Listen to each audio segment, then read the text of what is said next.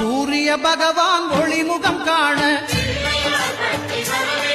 அங்கு கற்பக தருவின் நெற்றியில் மலரும் சூரிய பகவான் ஒளிமுகம் காண அங்கு கற்பக தருவின் நெற்றியில் மலரும்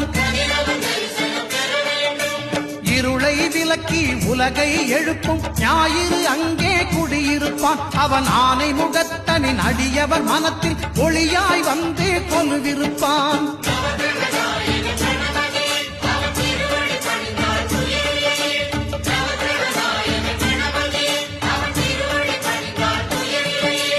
ஒன்பது கோளும் ஒன்றாய் காண